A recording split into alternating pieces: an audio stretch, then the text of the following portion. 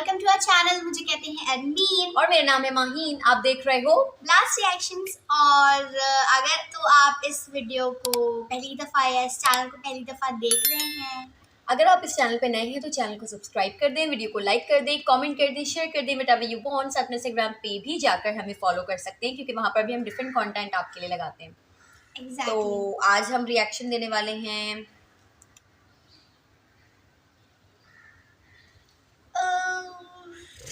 Another video. इसको देख लेते हैं पहले और उसके बाद हम लोग इस पे बात करेंगे। It's about Saudi Arabia and India. बीच में उनके कोई पैक्ट साइन हुआ है गैस।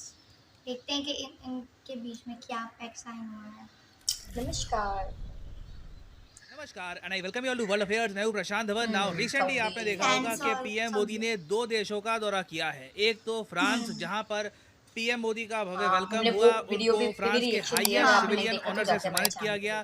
बैस्टियल डे परेड में इंडियन मिलिट्री ने पार्टिसिपेट किया। बहुत सी डेवलपमेंट्स हुई है। नाउ फ्रांस के टूर के बाद पीएम मोदी गए सीधा यूनाइटेड अरब एमिरेट्स में, और ये जो विजिट है ना, ये भी मैं कहूँगा इक्वली इम्पॉर्टेंट है क्योंकि जो डेवलपमेंट सामने आई है। पहली बात तो यहाँ पर आप देख पाएंगे, ये ट्वीट है यूएई के प्रेसिडेंट की। ये कह रहे हैं कि it is my pleasure to welcome the Indian prime minister. Indian PM का भव्य वेलकम किया गया यूएई में। बहुत से इश्यूज पर बातचीत की गई, आईआईटी इन्वेस्टमेंट्स, मगर सबसे ज़्यादा इम्पॉर्टेंट डेवलपमेंट यूएई की विजिट से ये आई है कि इंडिया यूएई ने अब ऑफिशियली, जी हाँ ऑफिशियली, एक रुपी दिरहाम ट्रेड पैक्ट साइन कर लिया है। और इसका इम्पैक्ट भारतीय करेंसी पर, इंडिया की इन्वेस्टमेंट्स पर बहुत ही ज़्यादा स्ट्रॉन्ग होने वाला है। क्योंकि अगर मैं आपको लिस्ट दिखाऊं भारत के टॉप ट्रेडिंग पार्टनर्स की, तो नंबर 1 पे है यूएसए, नंबर 2 पे चाइना, नंबर 3 पे है United Arab Emirates. Saudi Arabia से भी ऊपर आता है यूएई ट्रेड के मामले में। तो ऐसे देश के साथ दिरहाम रुपी ट्रेड पैक्ट करना मैटर करता है। वैसे पर्सनली मैं आपको बताऊं तो जब भी मैं ये लिस्ट देखता हूं ना, इतना खराब लगता है अंदर से, क्योंकि सिवाय यूएसए और नेदरलैंड्स के हर कंट्री के साथ ना हमारा ट्रेड डेफिसिट है। हम खरीदते ज़्यादा हैं, उनको बेचते कम है। ये हमें फिक्स करना पड़ेगा। ये जो लाल लाल लाल दिख रहा है ना हमको यहाँ पे, ये नंबर्स, इनको पॉजिटिव में लाना बहुत ही इंपॉर्टेंट है। थोड़ा बहुत हरा भरा करना पड़ेगा इन नंबर्स को हमें। तो डिस्कस करते हैं इस टॉपिक को इन डेप्थ के रुपी दिरहाम ट्रेड पैक्ट का क्या इम्पैक्ट होगा, आईआईटी किस तरीके से ओपन की जाएगी यूएई में। बहुत कुछ आपको जानने को मिलेगा। मगर आगे बढ़ने से पहले आपसे क्वेश्चन पूछूंगा। क्वेश्चन यहाँ पर यह है कि हाल ही में वो कौन सा देश है जिसने बीबीसी का जो मीडिया एक्रेडिटेशन है ये हटा दिया, और ये भी ओपनली सरकारी रूप में कह दिया कि ये लोग फेक न्यूज़ फैला रहे हैं। ये है यहाँ पे आपकी option: Syria, Japan, Sweden, Pakistan. ये टॉपिक रिसेंटली बहुत न्यूज़ में था। बताइए सही आंसर यहाँ पर क्या है। ना यहाँ पर आप देख पाओगे रिजर्व बैंक ऑफ इंडिया की प्रेस रिलीज है। ये बहुत ही ज़्यादा इंपॉर्टेंट है। अगेन मैं यहाँ पर ये कहूँगा, अगर मोदी जी बस एक स्टेटमेंट दे के आते कि हाँ बिल्कुल हम देख रहे हैं इस बात को लेकर के, हाँ रुपये को हम आगे प्रमोट करेंगे, नहीं, लिखित रूप में एग्रीमेंट्स हो चुके हैं, पैक्ट साइन हो चुका है, आरबीआई इन्वॉल्व हो चुका है। This is serious. हम जेन्युइनली अब आगे बढ़ चुके हैं। इससे पहले मैं देख रहा था, आज से 1-2 साल पहले बहुत सी रिपोर्ट्स आती थी कि अब रुपये को हम यूज़ करेंगे यूएई में वगैरह।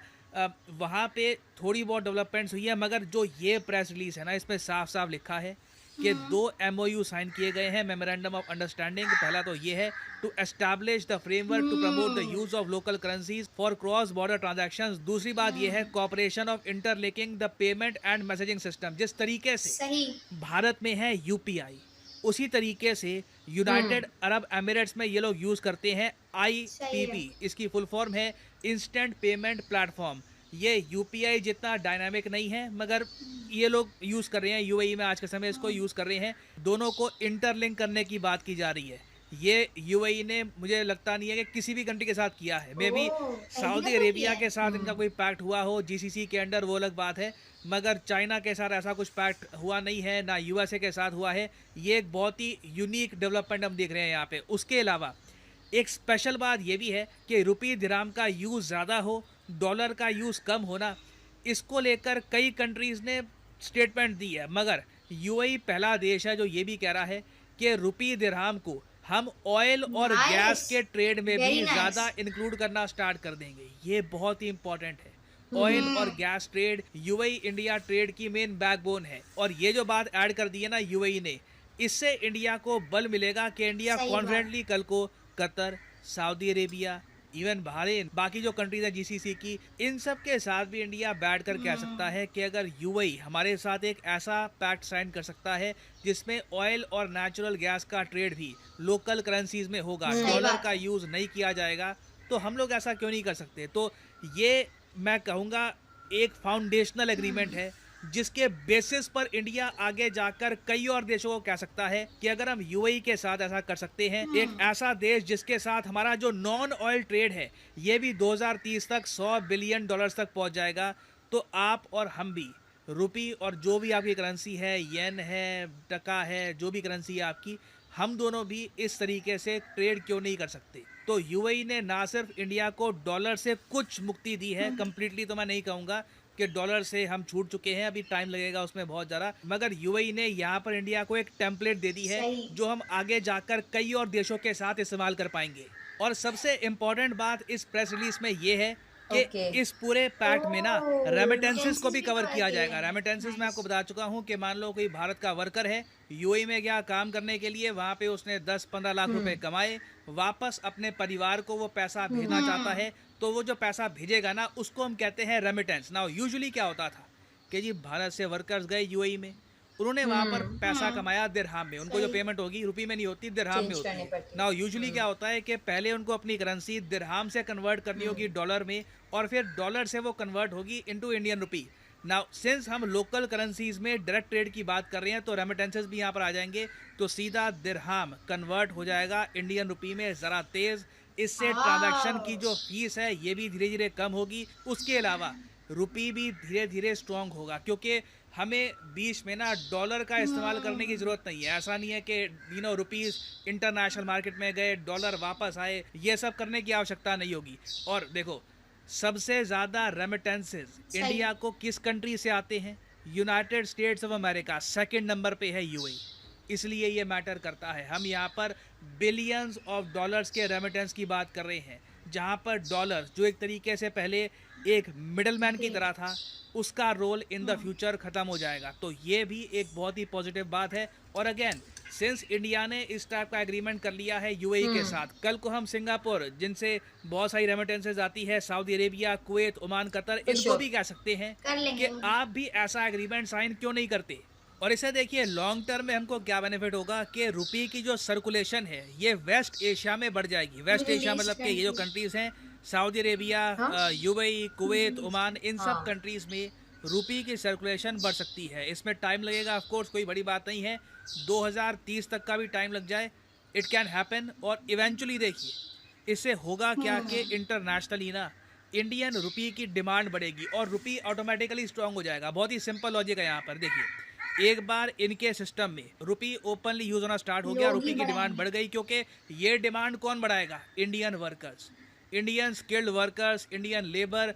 ये वेस्ट एशिया में बढ़ने ही वाली है, कम नहीं होने वाली। तो ये इन द फ्यूचर पॉसिबिलिटी है कि पेमेंट रिसीव और कहीं पर उनको पे करना है, ये सब भी इंडियन रुपये में कर सकते हैं। और इससे बेसिकली क्या होगा, रीजन के बाकी कंट्रीज़ भी ना, अगर मान लो कल को सऊदी अरेबिया यूएई के साथ ट्रेड कर रहे हैं, तो वहाँ पर भी कुछ चीज़ों को लेकर, हर चीज़ को तो नहीं, कुछ चीज़ों को लेकर वो रुपये का यूज़ कर सकते हैं फॉर ट्रेड। क्योंकि रुपये ना सिर्फ वेस्ट एशिया में, ऑब्वियसली इंडिया में भी सर्कुलेशन में होगा। और इंडिया अगर अपना प्रभाव और ज़रा बढ़ाता है इंडियन सब कॉन्टिनेंट में, तो आराम से हम बांग्लादेश, भूटान, नेपाल, श्रीलंका, इवन इंडोनेशिया, यहाँ पर थाईलैंड, इन सब कंट्रीज़ के साथ भी जो रुपये का ट्रेड है, लोकल करेंसीज़ का ट्रेड है, ये बढ़ा सकते हैं।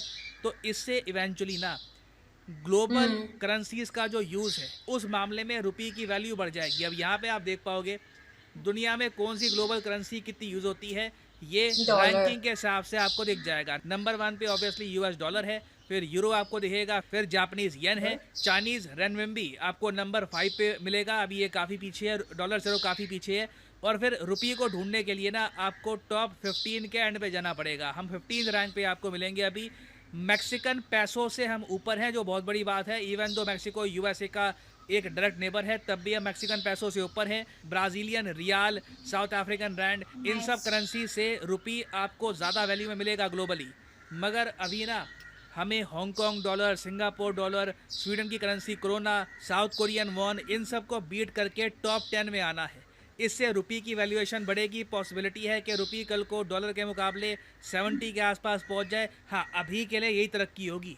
मैं कोई आपको यहाँ पर ये नहीं बताऊंगा कि हमने बस डॉलर को रिप्लेस कर दिया, अब दुनिया डॉलर को इस्तेमाल नहीं करेगी, रुपये को इस्तेमाल करेगी। कोई अगर ये आपको बताता है तो वो मतलब सपने दिखा रहा है। इतनी कोई रैपिड तरक्की नहीं होने वाली। मगर हाँ, रियलिस्टिक तरीके से देखें तो दुनिया में रुपये की डिमांड बिल्कुल बढ़ सकती है इन स्टेप्स की वजह से।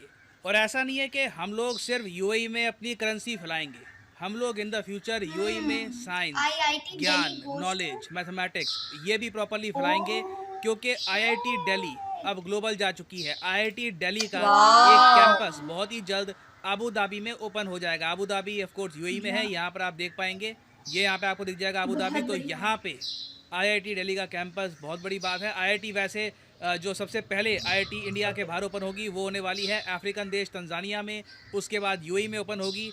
और आज से 10-15 साल पहले कोई मुझे ये कहता कि ये पॉसिबल होगा in the future, Indian IITs बाहर के देशों में कैंपस ओपन करेगी, शायद मैं क्या कोई भी ये बात ना मानता। But today it is happening, we are going global.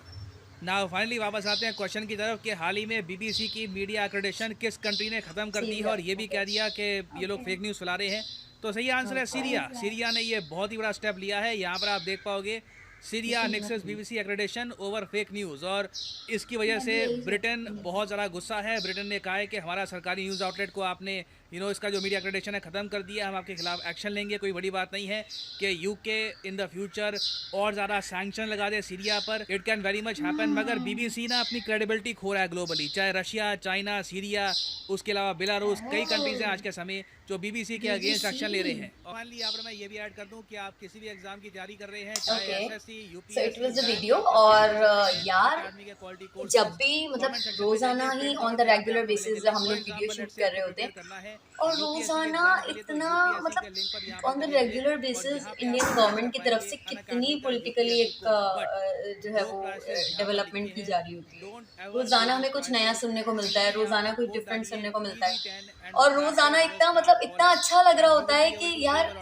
आज मतलब हमें ये खबर सुनने को मिल रही है, आज हमें ये खबर सुनने को मिल रही है। आप सोचो कि मतलब उन्होंने जो दोनों विजिट्स किए हैं, कितने पावरफुल विजिट्स रहे हैं उनके दोनों, यार ग्रेट। लाइक पहले भी अभी हमने रिएक्शन दिया था रशिया वाले को, वहाँ पे भी उनको अवार्ड मिला। वहाँ पर भी जो वो उन्होंने हाँ फ्रांस में सॉरी, तो वहाँ पर भी उन्होंने जो है वो तमाम चीज़ें की, उनको इतना अच्छा सा वेलकम मिला और वहाँ पे भी अवार्ड वगैरह मिला। तो यहाँ पर भी सेम जो है वो रुपी का जो है वो सारा चीज़ें हुई।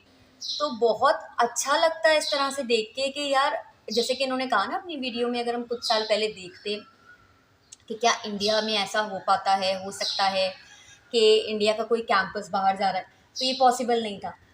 Just because of the hard work, जो मेहनत है, जो प्लानिंग है। मेरा ख्याल जब हम किसी भी चीज़ को प्लान करते हैं ना, चाहे वो इंडिविजुअल लेवल पर हो या चाहे वो कंट्री वाइज हो, जब हम चीज़ों को प्लान करना शुरू करते हैं और सही डायरेक्शन देखते हैं और हमारी गवर्नमेंट अच्छे से काम कर रही होती है, तो चीज़ें बड़ी से बड़ी भी आसान होने लगती है। लाइक अब सोचो रुपये की वैल्यू पे इससे कितना फ़र्क पड़ेगा। इंस्टेंट नहीं पड़ेगा, लेकिन थोड़ा सा ये स्टार्ट है और बहुत अच्छा इससे फ़ायदा होगा आफ्टर सम ईयर्स। और इंडिया का जो टारगेट है वो क्लियरली अब इससे नज़र आ रहा है कि उनका टारगेट है अपनी रुपये की ग्लोबल मार्केट में वैल्यू को बढ़ाना। डॉलर्स, यूरोस और जो चाइनीज जो भी करेंसी है और सिंगापुरियन जो करेंसी है वो लिस्ट में आ गए ऑब्वियसली। तो उनका टारगेट अब ये है कि वो अपनी करेंसी को ऊपर लेके जाएंगे। जिस तरह से हम लोग डिफरेंट वीडियोस देख रहे हैं आजकल फ्रांस के दौरे की और यूएसए की और अब ये यूएई की, तो यहाँ पे जाकर उन्होंने वहाँ जाके भी यूपीआई साइन किया है। ठीक है, यूपीआई साइन करवाया, उन्होंने वहाँ जाके फ्रांस में जाके भी उन्होंने यूपीआई साइन करवाया। यहाँ पे भी उन्होंने आईपीआई टाइप की कोई, यहाँ पे यूपीआई नहीं है, कुछ आईपीआई टाइप की चीज़ है। तो बेसिकली जो मोटिव है वो क्लियरली नज़र आ रहा है कि रुपये की वैल्यू को एक्सटेंड करना है। एक्सपोर्ट एंड इम्पोर्ट्स के बीच में जो थर्ड पार्टी बैरियर है यूरोस का और डॉलर्स का, उसको उन्होंने डिडक्ट करना है और डायरेक्टली अपने जो एक्सपोर्ट्स एंड और इम्पोर्ट्स हैं उनको रुपी के अंदर कन्वर्ट करना है, ताकि वहाँ पे जो लोग रहते हैं, और वहाँ पे जो लोग रहते हैं वो भी रुपी का यूज़ कर सकते हैं विथ यूपीआई और आईपीआई। ये भी एक बहुत बड़ी चीज़ है, एक ड्रास्टिक चेंज हो सकता है इसके अंदर। साथ ही हमने वो लिस्ट देखी जिसके अंदर इनकी एक्सपोर्ट्स और इंपोर्ट्स की बात हो रही थी। सिर्फ यूएसए और एक और देश है जिसके अंदर इनके इंपोर्ट्स ज़्यादा हैं। ये मेरी नज़र में ये भी बड़ी बात है, क्योंकि यूनाइटेड स्टेट्स एक बड़ा देश है और उसके वहाँ अंदर पे हाँ, ज़्यादा obvious। इंपोर्ट्स करना और ज़्यादा एक्सपोर्ट्स करना, सॉरी, बहुत बड़ी बात है। बट बाकी जो देश हैं उनसे ज़्यादा आप जो है ना वो एक्सपोर्ट नहीं कर पा रहे, इंपोर्ट कर रहे हो, बिकॉज ऑफ प्रोडक्शन आपकी उस लेवल की अभी तक नहीं है। या फिर इसकी वजह एक और भी हो सकती है कि इंडिया एक बहुत ही पॉपुलेटेड देश है, तो इंडिया की जो भी प्रोडक्शन है वो उनके अपने ही यूटिलाइजेशन में आ जाती है, इस वजह से वो एक्सपोर्ट नहीं कर पाते। या फिर अगर उनको ज़्यादा एक्सपोर्ट करना है तो उनको अपने आवाम की ज़रूरियात से ज़्यादा चीज़ों को प्रोड्यूस करना पड़ेगा with new technologies and new machineries, जो कि मुझे लगता है कोई इतनी बड़ा मसले वाली बात इंडिया के लिए है नहीं। बट इन फ्यूचर मुझे आई रियली होप कि इनके एक्सपोर्ट्स भी ज़्यादा हो जाएंगे और सारे देशों के साथ इनकी जो रेड वाला सीन है वो ग्रीन हो जाएगा। इनकी जो लिस्ट थी ना, लिस्ट में जो रुपये अभी लास्ट 15 में आ रहा है, तो अगर इसी तरह से इंडिया इसके लिए एफर्ट्स करता रहा और इसी तरह कंट्रीज़ में इसको फैलाता रहा तो बहुत जल्दी ये शुरू वाली जो कंट्रीज़ हैं उनके अंदर आ जाएगा, शुरू के टॉप 10 में आ जाएगा। और इंडिया की डेवलपमेंट को देख के रोज़ ब रोज़ जो हम देखते हैं तो इससे अंदाज़ा होता है कि नथिंग इज़ इम्पॉसिबल, कुछ इम्पॉसिबल नहीं है। अगर आप सही से चीज़ों को लेके चलते हो तो हर चीज़ हो सकती है। तो जबकि इंडिया एक बहुत ही पॉपुलेटेड कंट्री है और वेरी चैलेंजिंग कि आप ऐसी जगह पे जो है करो चीज़ें। और उससे जितना हम लोगों ने पढ़ा है या जितना हम लोग देखते हैं कि जितने भी पॉपुलेटेड देश होते हैं उनकी पॉपुलेशन की वजह से वहाँ पर काफ़ी ज़्यादा प्रॉब्लम्स होती हैं, उनकी प्रोडक्शन को लेके, उनके एक्सपोर्ट्स को लेके, इंपोर्ट्स को लेके। बट चाइना और इंडिया इस चीज़ को प्रूव कर रहा है कि ऐसी कोई बात नहीं है। अगर आपकी पॉपुलेशन ज़्यादा भी है तब भी आप उसको कंट्रोल कर सकते हो। क्योंकि यहाँ पे पाकिस्तान की अगर बात करूँ तो कराची के अंदर हमेशा यही इशू रेस किया जाता है कि यहाँ की पॉपुलेशन इतनी बढ़ रही है कि यहाँ पे मसले मसाइल बढ़ रहे हैं, रिसोर्सेज काम नहीं आ रहे। तो ज़रूरी नहीं है कि अगर पॉपुलेशन ज़्यादा है तो आप मसले मसाइल पैदा करो या आपके रिसोर्सेज कम होने लगे या आपकी आबादी इतनी हो जाए कि प्रॉब्लम्स होने लगे। आप अगर सही से इंफ्रास्ट्रक्चर को बनाओगे तो आप ज़्यादा पॉपुलेशन को भी कंट्रोल कर सकते हो, I think. And in the last part of the video उन्होंने एक खुशखबरी बताई कि जो आईआईटी है वो जा रही है अफ्रीका और अबू धाबी जा रही है। बहुत बड़ी बात है क्योंकि यूएई एक बहुत रिच कंट्री है, एक बहुत बड़ा कंट्री है, पूरी दुनिया से लोग वहाँ पर आते हैं। और अबू धाबी जैसा रफ एंड टफ जो सिटी है वहाँ पर जाके अपना कैंपस खोलना बहुत बड़ी बात है। और इससे आई थिंक इंडियन एजुकेशन को और इंस्टीट्यूशन को बहुत ज़्यादा बूस्ट मिलेगा। वैसे मैंने कोर्सेरा पे देखा है, कोर्सेरा एक बहुत सबको पता होगा एक बहुत बड़ा प्लेटफॉर्म है जहाँ पे आप डिफरेंट ऑनलाइन कोर्सेज कर सकते हैं। कोर्सेरा पे इंडिया के बहुत सारे इंस्टीट्यूट्स और यूनिवर्सिटीज़ की डिग्रीज ऑनलाइन मिलती हैं जिसमें आईआईटी भी है। तो कोर्सेरा वालों ने भी उनको जो है ना वो रिकॉग्नाइज किया हुआ है, जिसमें हार्वर्ड है, ऑक्सफोर्ड है, बड़ी बड़ी यूनिवर्सिटीज़ के साथ इंडिया का नाम है। तो मेरा ख्याल से ये अब नॉट ऑनलाइन, ये अब फिजिकली भी हो सकता है क्योंकि वो एक क्वालिटी एजुकेशन प्रोवाइड कर रहे हैं फॉर। यार इंडिया का लिटरेसी रेट भी तो इतना अच्छा है, हम कैनेडा में 99% इट्स अमेजिंग यार। तो मैं सुनती हूँ ना ये लिटरेसी रेट के बारे में, मुझे मिनी हार्ट अटैक हो जाता है। बिकॉज हम लोग कभी वीडियो भी देखते हैं ना कोई, तो उसमें हम देख रहे होते हैं कि कोई अगर हॉकर है या कोई अगर टैक्सी ड्राइवर है, ऑटो ड्राइवर है, वो भी जो है ना लिटरेट होते हैं, वो भी पढ़े लिखे होते हैं, वो भी आपसे उनसे बातें कर रहे होते हैं इन लाइक एक्सेंट के, वो अच्छा खासा पढ़े हुए होते हैं। उनके लहजे से लगता है कि बड़े वो बता भी रहे होते हैं कि मैंने ये डिग्री ली है, ये डिग्री ली है। नाइस। सो या दैट्स इट फॉर टुडे। और इसी तरह की किसी वीडियो पे हमारा रिएक्शन देखना चाहते हैं तो आप हमें लिंक भेज सकते हैं उस वीडियो का। वीडियो अगर आपको अच्छी लगी है तो लाजमी लाइक कर दें क्योंकि आपके लाइक्स और कमेंट करते हैं, आपके लाइक्स और कमेंट्स हमें मोटिवेट करते हैं, हमें बताते हैं और हमें जो है वो बिल्कुल एक बूस्ट देते हैं ताकि हम नई वीडियोस जो है वो आपके लिए इसी तरह की लेकर आएँ। तब तक के लिए आप